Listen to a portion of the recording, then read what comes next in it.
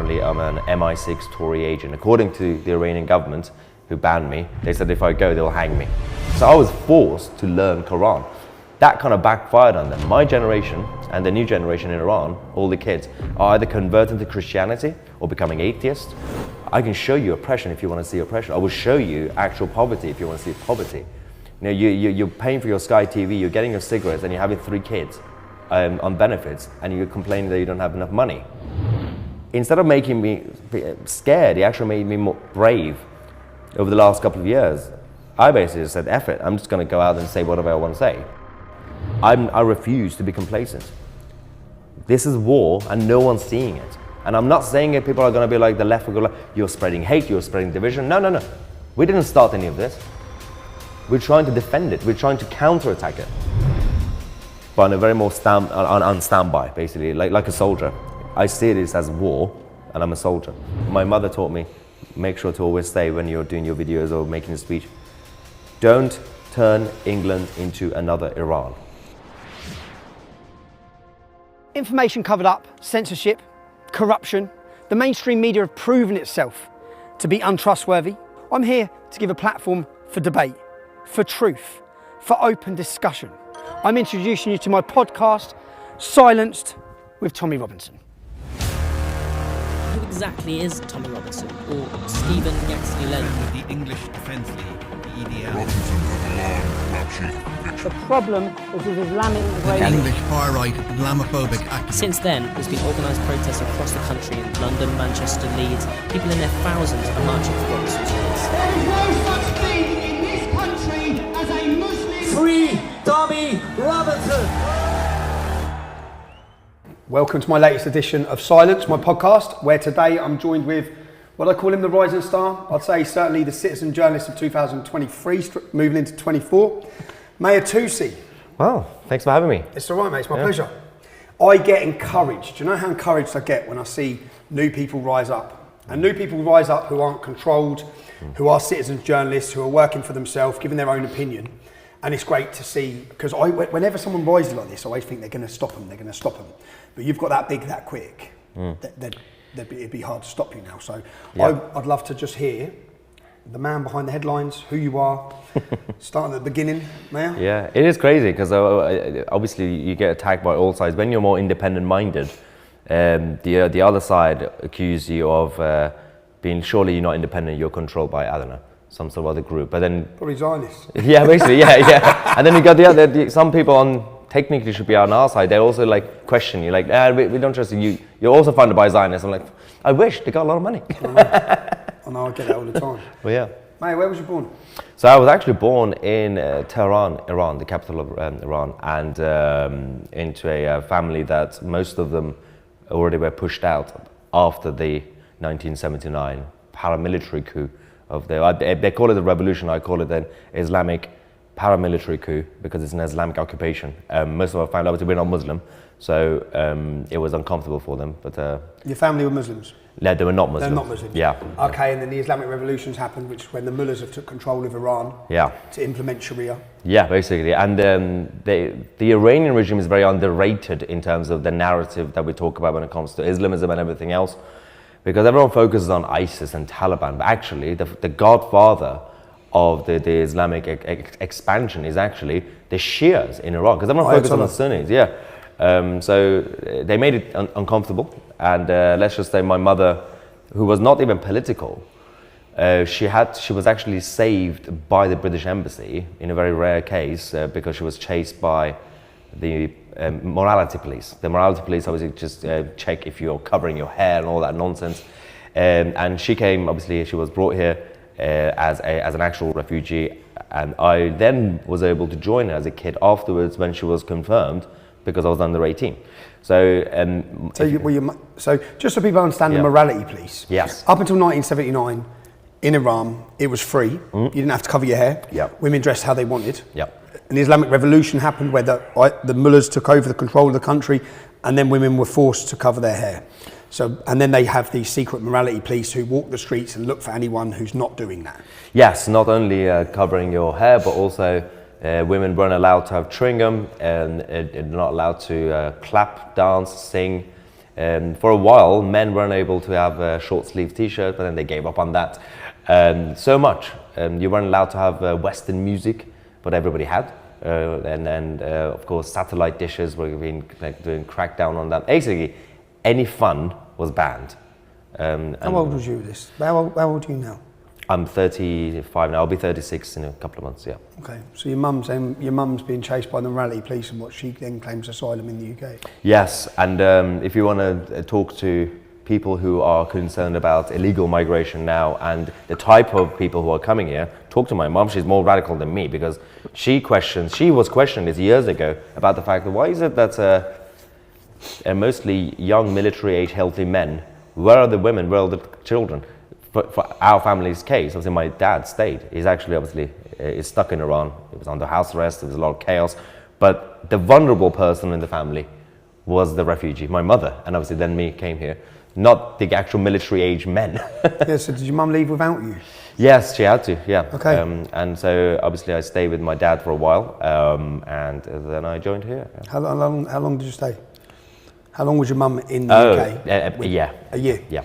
And then your dad come at the same time?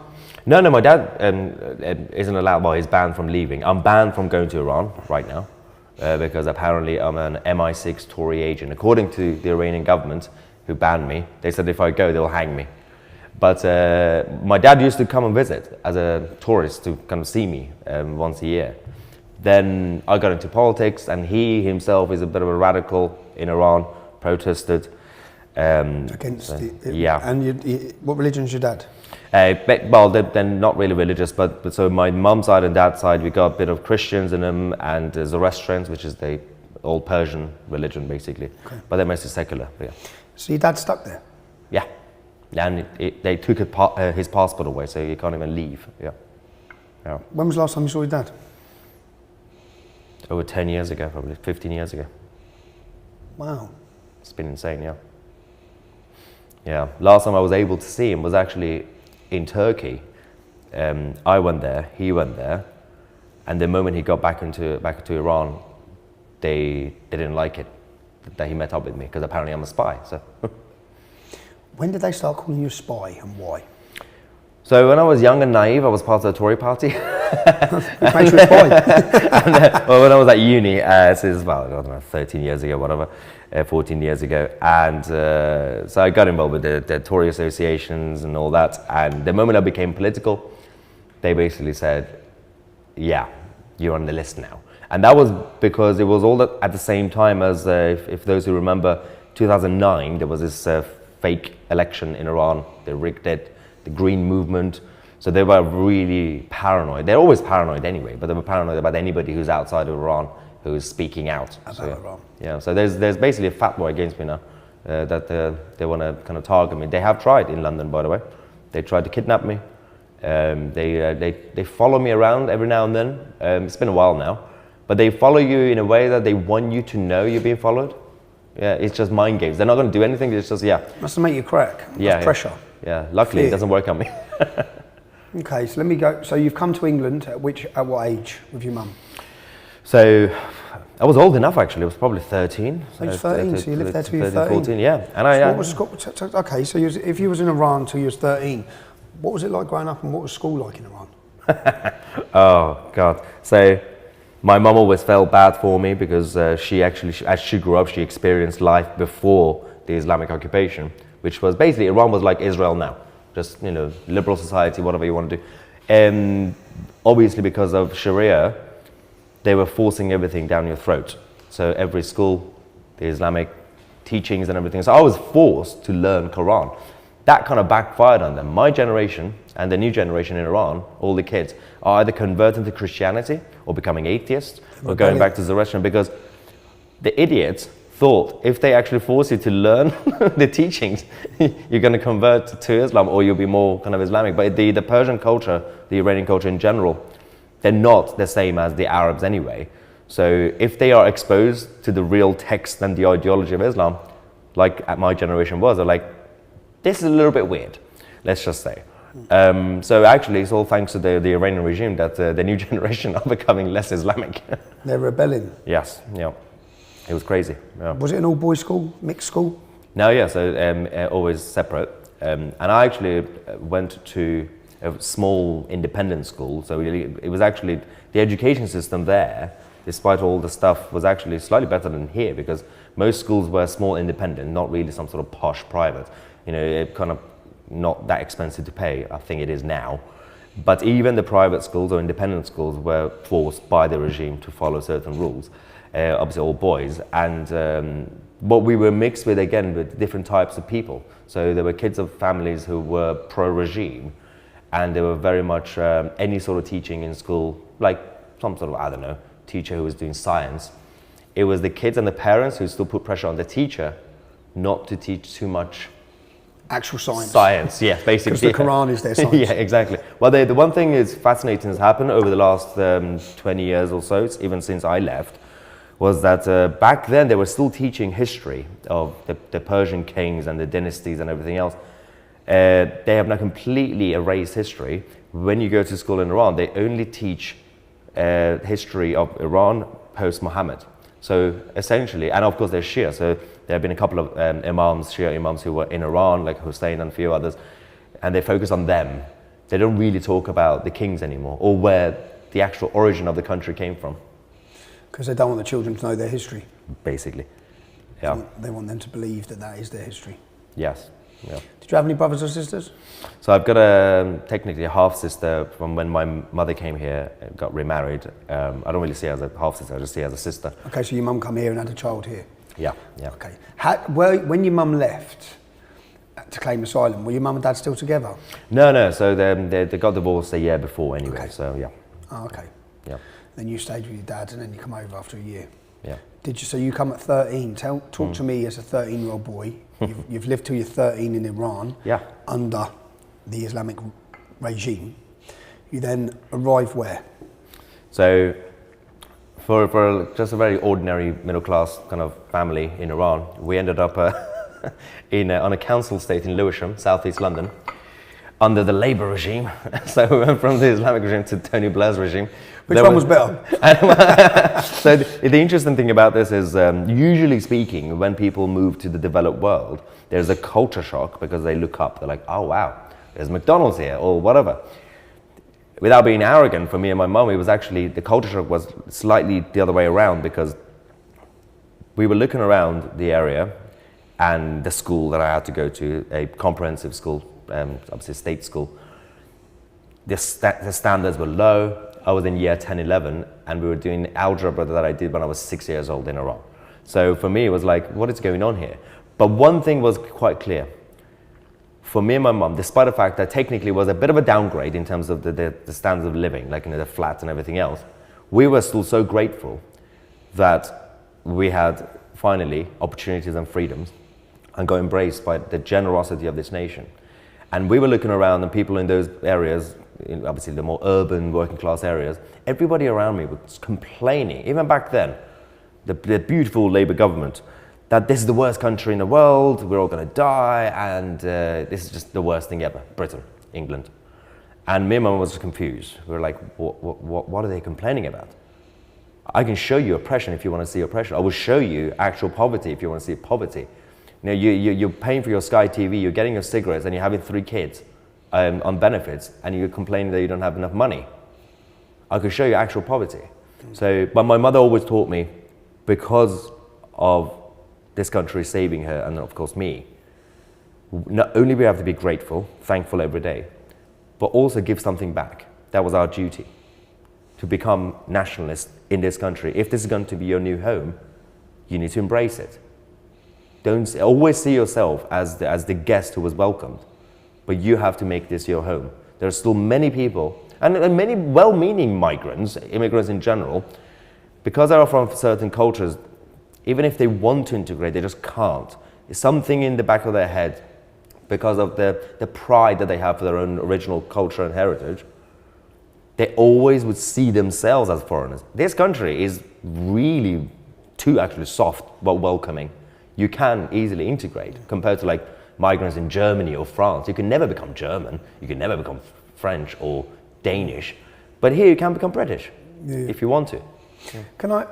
Can I ask you, with that opinion on it, because America and Britain played quite a pivotal role, I believe, in the Islamic Revolution Yeah. of your country. So that means our governments Yep. played a role Yep. in the enslavement of your country's people. Yeah. Do you? Because so many people justify their anger against the hatred of Britain, yeah? Whether it be some of the Irish would have done, they still hate, Yeah. they don't now, but they would have done. Many people talk about history with the British Empire. It wasn't that long ago Yeah. that Britain had an involvement in what now has taken the freedoms away from Persian people in Iran. Yes. How do you sit on that? It is interesting. Because, yeah. Obviously, there were the British had parts of the south of Iran a little bit, and the Russians in the north. Oil was involved, and then the Shah of Iran, obviously back in the 50s, called America saying, "Can you come help me get rid of these guys?" So Iran and America got close, and then in the 70s, America and Britain and France betrayed the Shah. So they actually trained the Islamic occupiers because they didn't want the communists from Soviet to take over. So you're right. There's been the Western globalists did certain things, but having said that, there's something I have spoken to many other Iranians and Persian Iranians and other Iranians in the West and here. Most of them have the same thinking as my mother, because I think that the Iranian culture is rich, like the Anglo-Saxons. So, for example, the Persians don't see themselves as Asians. We're different. We're just here, and they have the story about their origins and their actual ethnicities and everything else. They had also empires and kings. The Iranians, like my mother and myself, we move on. Yeah, because most Iranians that I've met in the West are very patriotic for Britain. Yeah. Most. Yeah, because But that's the thing. I look and think, but would I be angry as well? Would I be angry? So you're right. There are other cultures. Even as you said, the Irish against the Brits. If you have an Irish living in London, they're taking advantage of the opportunities of London, but they still have a problem with what happened 100 years ago. Well, it gets to Paddy's Day and everyone sings IRA songs. Yeah, exactly. That's what Luton's like, I'm telling you. I'm telling you, Luton, so my mum was Irish. It gets to St Patrick's Day and you've got loads of kids who've never been to Ireland standing on tables singing IRA songs. It's like, what are you doing? I know, absolutely. But I think most of the Iranians, and especially Persian Iranians, they understand things happen in history. They're pragmatic people. Also, it will be pot kettle, because they've also gone around in things under the Persian Empire. They know that was business. Yeah. And but they also, there are some weird coincidental similarities between the Persian culture and the British culture, which I can't really provide any scientific evidence, but in terms of attitude, compared to other neighboring countries and cultures in the Middle East, and of course even Europe, both Persians and Brits have the self-deprecating humor, sarcasm, dry humor, that politeness, holding the door. When you go to, like, for example, I don't know, France, every time you visit, like, Paris, you were like, why is this person not holding the door? Or stand on the right side of the escalators. But those attitudes are similar, the Persians and the Brits. So I think that's why it's easier to integrate. And also, most people who've come here, like your mother, have seen what it's like when Islam takes over your country. Yeah. So then they're witnessing what's happening here, or they can speak openly because they've got family members who are being oppressed under Islam. My mother is completely freaking out right now. Oh, not just for me because of what I do, and obviously I'm in the public eye, but even for herself. And she's actually more worried for the country, for this country. She's seen the rise of the Islamic ideology, which always goes hand in hand with basically anything that's anti-Western, so Marxism and all this. The same thing happened in Iran. In the 70s, there was a rise of basically the commies and the Islamists, and the population who was privileged, and they were a liberal society in Iran, they were having a great time. They were complacent. They didn't see it coming. And my mother taught me, make sure to always say when you're doing your videos or making a speech, don't turn England into another Iran. Remind people, because it could happen, and it's clearly happening slowly. Within the next 10, 20 years, 30 years, we're going to have a huge chunk of the House of Commons, MPs, being either really far left or obviously the Islamic. And this is basically a soft revolution, because if you have the House of Commons controlled by a different ideology, that's a different set of values, all they have to do is just make new legislation, change the constitution. They don't have to do a bloody revolution. And when the communists that sided with the Islamists in the Iranian Revolution, what happened to them when? Backfired massively. It's like the Just so people understand, if you're a communist and you're sitting here and or a Marxist and you're aligning yourself with the Islamic radicals because you hate democracy and hate freedom and you want to implement your system. This has happened in Lebanon, it's happened in Iran. What happened in Iran? Especially if you're a chicken watching, advocating for KFC. Yes, the next day they were all hanged. All the communists. The communists who helped the Islamic Revolution. Yeah, but the communists were actually leading the uprising against the Shah and against the monarchy and everything else. But it was also against capitalism, free speech, and freedom in general. They did the work. They did the hard work, backed by the Soviet Union. The Ayatollahs came last minute because they were being trained, especially Ayatollah Khomeini, the main supreme leader, by CIA when he was in exile in Paris. They trained him and started doing propaganda last minute to prevent the commies. So when the Ayatollah came, firstly, just like Jeremy Corbyn, he promised free oil, free bus passes to everybody. They also promised the communists, we're going to have a republic. You can have a political party. You can have elections. Then they had an election, and the commies all one by one disappeared. Basically. Publicly hanged the next day, no? Yeah, literally. Oh, it was bad. It was literally on the streets. And for a country like Iran with that culture and heritage, it was weird. Without being disrespectful to good people who are from countries like Lebanon or Iraq, but it's more normal to see that sort of barbaric scenes in Afghanistan, Iraq, or like obviously the bad days of Syria, but not in Iran. It's weird. I've watched videos in Iran where they were talking about women being forced to wear the hijab in a comedy show. Have you seen it? Yeah. And the bloke, the whole crowd, they're talking. They want to make everyone wear the hijab. Yeah, they're all laughing. And the whole crowd are in hysterics, like as if we're going to be forced to wear the hijab. Yeah. Overnight. It was crazy. Actually, this is another lesson we could learn. Overnight, women now get killed. There's been revolutions, attempted revolutions by females. The only real feminists, I'd say, of our generation are the women of Iran. And they're being completely ignored by all these liberal progressives who go out there every Saturday protest for Palestine. None of them are actually advocating for the feminist revolution in Iran. It's not feminist revolution, obviously, but it's a... There was a recent one with the morality police. Again, they killed the lady. The Masa Amini, who was the 23-year-old. It's still ongoing, by the way. The uprising is still ongoing. They have a slogan, women, life, freedom. And there's a second verse as well. Now, because when they chant, they say, women, life, freedom, man, prosperity, fatherland. If translation would be fine, because it's very, very kind of out of context, because of course the Iranians see themselves as Aryans, the original Aryans, so they call the country fatherland instead of motherland. So the BBC always gets confused when they show the chants in Iran, when they say, they actually do say, no Gaza, no Lebanon, our life is only for Iran, we're Aryan, but they don't mean they're Nazis. They just mean we're Aryan. Anyone who hasn't, you really need to look into these uprisings by the females of Iran and look at and understand what they're going through and what they've gone through and how willing they are, I think, and how fearless they've been over the years. There was one point a couple of years ago when it really blew up, and I was watching it, and my mate's with an Iranian girl who's a refugee who can't see her family as well, and I know that at that time she was like, it's happening. She was crying, thinking freedom's coming to the people of Iran. These are the real people who are fighting for freedom. And then we've got, and all of our so-called freedom loving on the left are siding with Iran. Not only that, because you said earlier, you were asking about kind of recent history with the Brits and the Americans' involvement in Iran and the Middle East.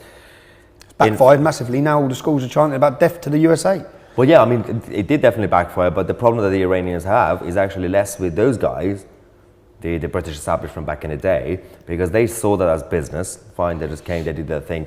They have a bigger problem with the Western globalists. Now, specifically in Iran, there are proactive chants regularly against the US Democrats, because the reason that last year it kind of fizzled out a little bit, it's still ongoing, but kind of they're failing. Because Joe Biden sided with the Iranian regime, gave them millions of dollars, again, billions of dollars. Billions, right? Yeah, and 2009, the previous uprising, the Green Revolution, Barack Obama took side with the Iranian regime, made the Iran deal instead of actually supporting the people.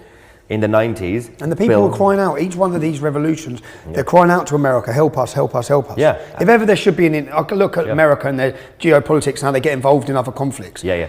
I will look at this, I think these people are oppressed and they're crying out every time for years. Women are being butchered in the street. Yeah. And you want to invade Afghanistan or Iraq. And it's crazy. And then, again, they have been betrayed by the US Democrats all the time, Bill Clinton, Hillary.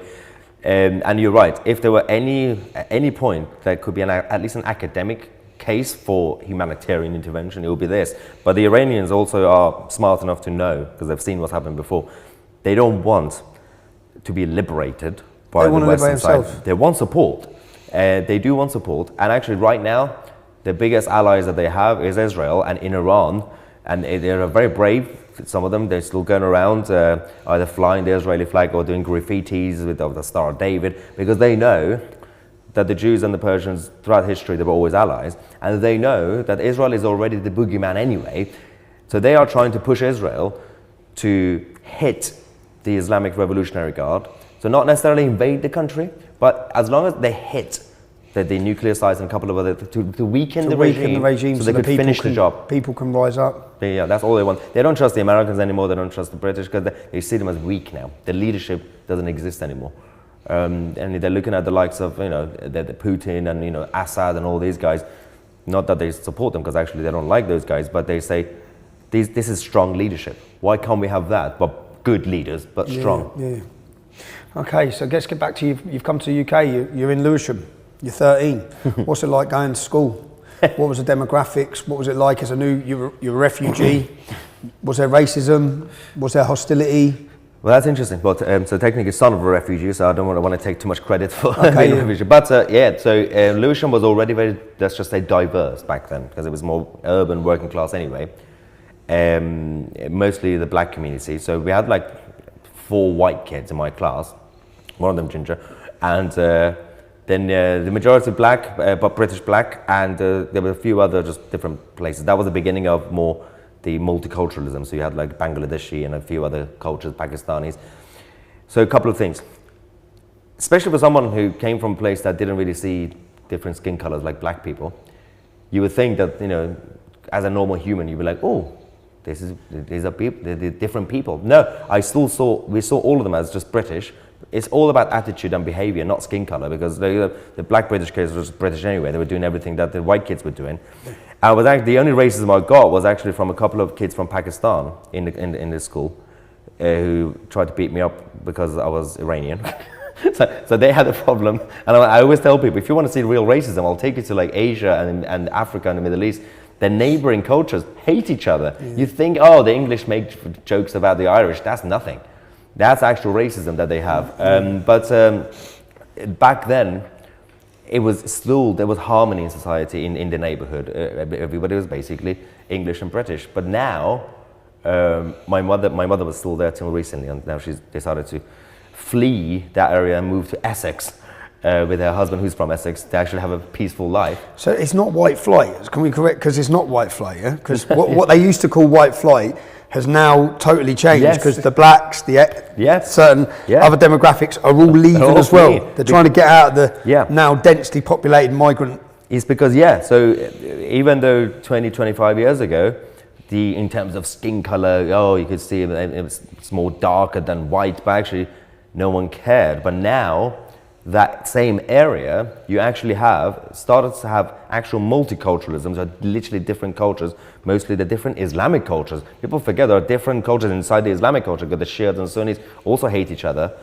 And then what's turned out to be now, in the same area, in Lewisham, is basically part of Lewisham is no longer multiculturalism, is one culture dominating over the others.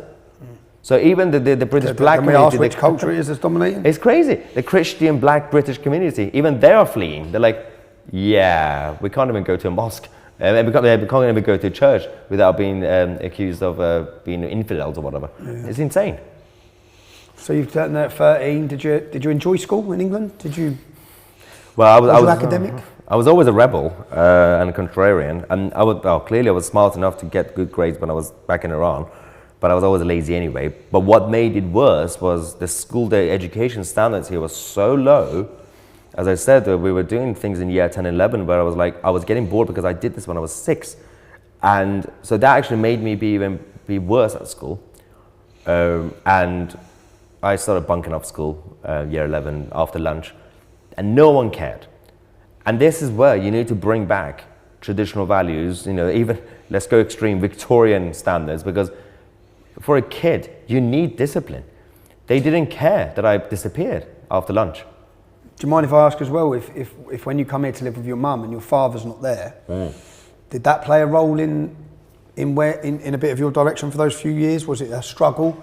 Did you miss your dad? Did you miss having a fatherly figure? That's a very interesting question. I didn't think about it before a lot, but actually as I grew up, I realized the importance of the father figure. So my mother had to play both roles, and she did a good job.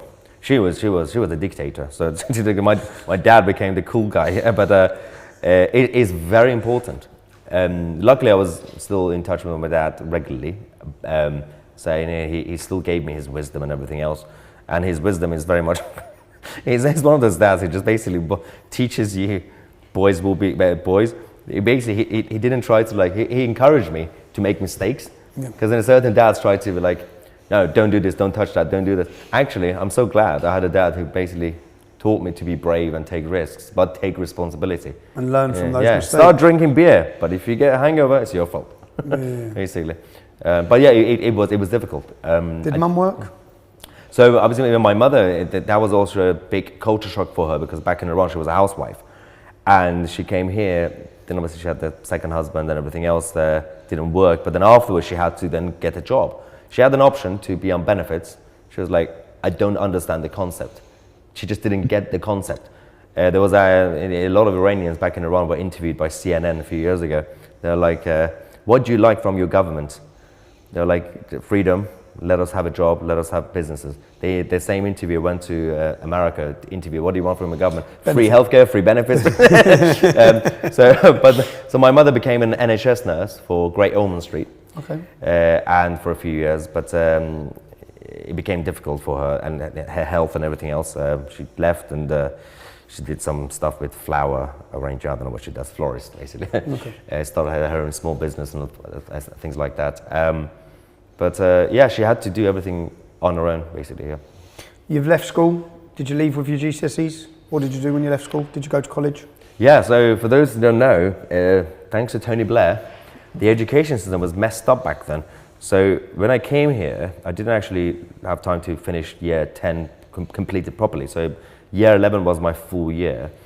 Even at the end when I did my GCSEs, they didn't give me my GCSE because you had to do both years.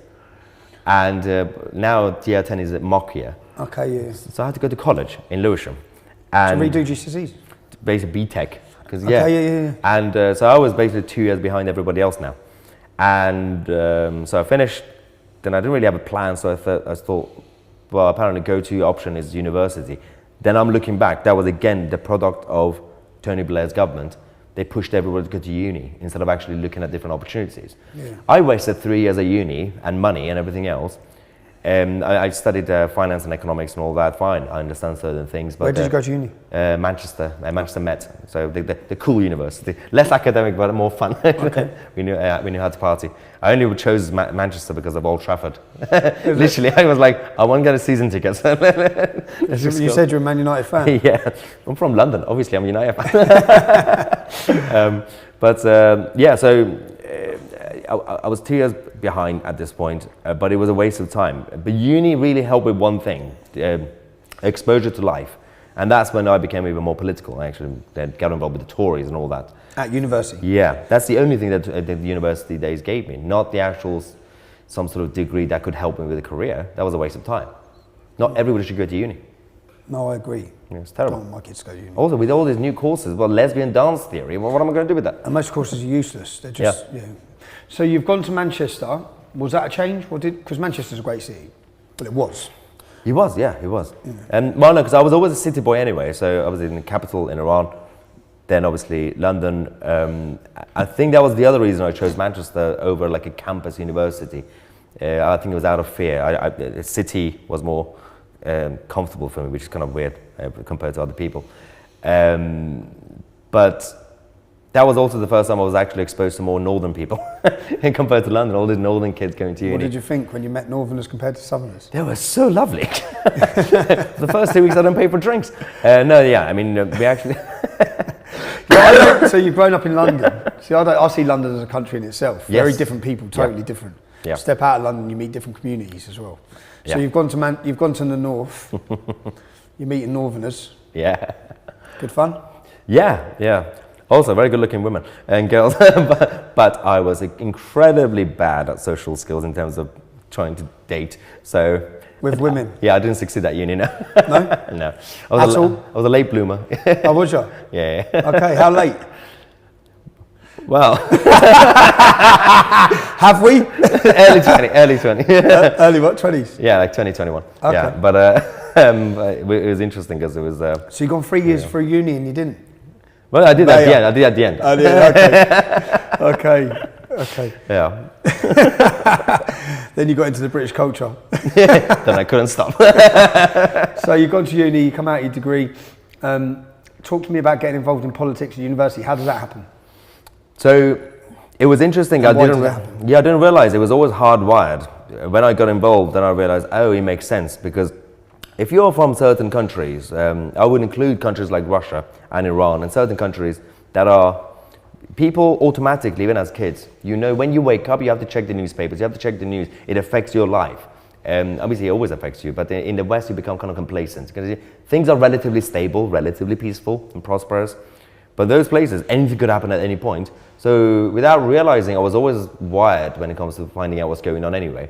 Then as I grew up in my teenage years, I just got into learning about Hayek and Milton Friedman and Ayn Rand. And before I became a Tory, I knew I was at least economically kind of free market capitalist, but also individually speaking, societally, I was like a libertarian. So when I was just getting involved with politics, I knew that at that point in this country, the Tory party was a closer option, even at the time. When you talk about free market capitalists, because I'd say as a working class kid, Yeah. I grew up knowing nothing about any of it. Any of it. If someone said, what's capitalism? I don't know. Yeah. What's communism? I don't know. Yeah. And I didn't really care, in all honesty. This was a shock I had. But I already knew about it since I was a kid, but when I came here, I was talking to like friends and like teenagers. No one knew anything about anything. I was like, this is a problem. We're clearly having a problem because we're not teaching, and it's not just about that. It's a basic education about the British values, British constitution, the basic stuff, nothing complicated. We're not teaching that. And when we teach that, for example, capitalism versus communism, I've seen how they teach it. I had friends who were teachers, secondary school and uni. It's propaganda. They teach. In what way? They teach like capitalism, the caricature version. They focus on the I don't know, the Victorian days, the Industrial Revolution days, by factory owner will own you. Like no, but free market capitalism is supposed to be just the platform where you just exchange goods for goods or money. And the reason they did this propaganda, I realize, the system wanted this over the last few decades because the system basically replaced it now. We're not going towards communism. We're going to a new version of it, which is corporatism. Basically, big government and big business going hand in hand to control you. They don't want free market capitalism. They don't want actual freedom. They want mass corporations to control and everyone works. They want control. Yeah, few they're corporations. scared of actual too much freedom. It's also because people don't really want too much freedom. People don't want to take responsibility. Freedom comes with responsibility. We saw what happened during the lockdown days. After the Project Fear that started, following that, it was actually the population who were too scared. They were the ones putting pressure on Boris Johnson and a few others To lock us back down. keep doing more lockdowns. Like, people want, the thing is, people are the masses, you have to be careful. If you scare them enough, they become the tyrants. So the same thing happened again in Iran, in Soviet Union, the Russian Revolution. The smart dictators use the people against people. They get them to be scared. They use them. They've done it with COVID because it was all your neighbours who were turning on you. Exactly. Grassing you up. Yeah. People you might walk in without a mask and it's all the other people wearing a mask. Where's your mask? So what are you, the police? It is interesting. But you asked about obviously uni and politics.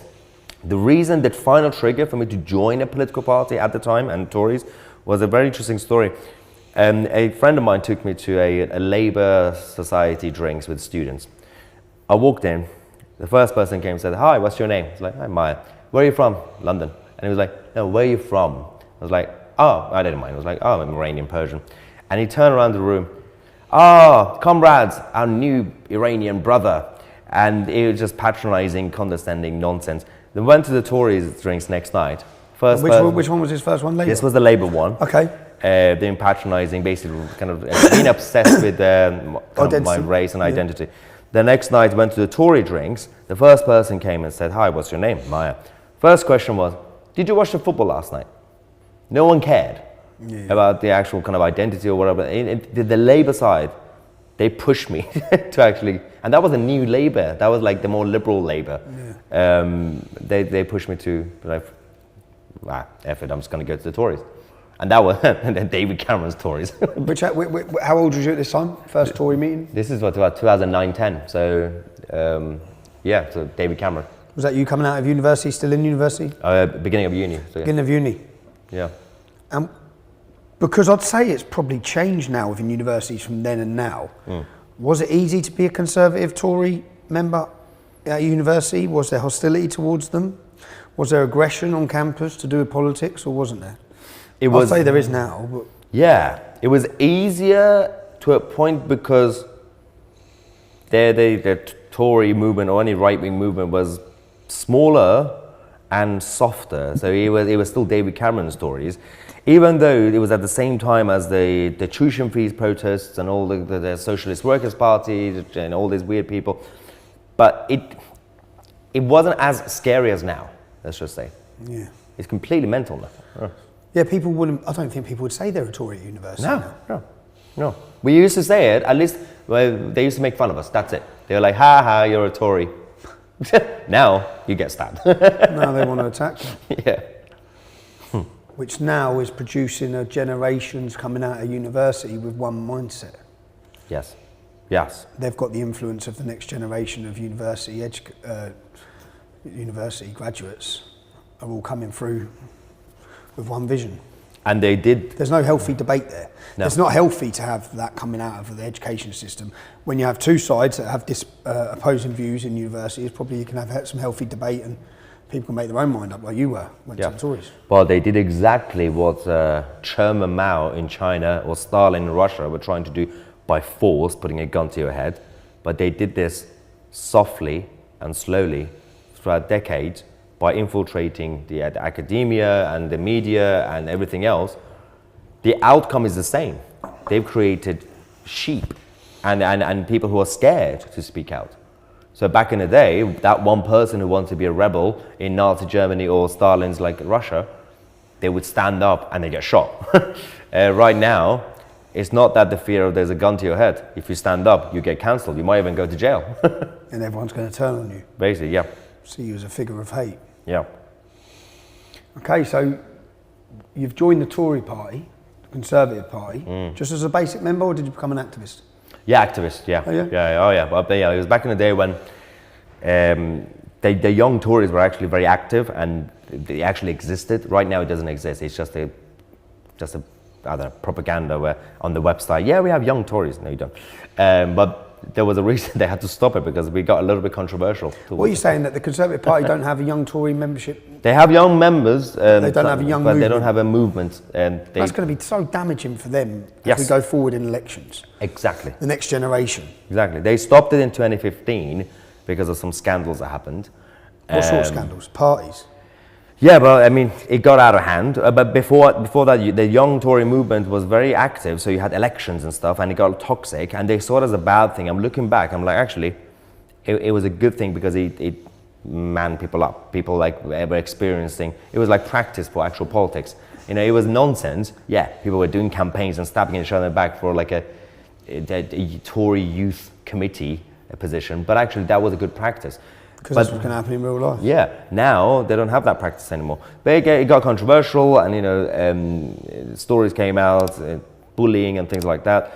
They shut it down instead of fixing it. They shut it down, and now not only we don't really have. Firstly, the Tory party is just going crazy anyway, but we don't really have young people thinking that they want to be a Tory, let alone actually be in practice. You can look at the new Tory MPs from 2015. So 2017, 2019, the new intake. Even the young ones, are a bunch of wishy-washy wet lettuces who are just yes men who say yes to the Tory central machine because that's the only way they will get selected. They don't have their own mind anymore. Even people like David Cameron and George Osborne, we would disagree with them politically, but they had their own independence back in the day when they joined, when they go into kind of rising up. They had the freedom, like, hey, we are going to be implementing our vision for the Tory party, liberal Tories and whatever you want to call it. At least they had conviction. Yeah. Wrong conviction, but they had their own conviction. Right now, everybody's a puppet. And then that's why they're all standing down. And most of the Tory MPs who are standing down in the next election are the new MPs, because they realize, oh, they just wasted their time. All that money, sacrificing their family. Stand down because they're going to get voted out. Oh, exactly. They have no And choice. they know it. Yeah, that's why they're standing down. Yeah. They're gone. Terrified, yeah. So, at which point, Mahyar, at which point do you become public? Like, which point did this change for you?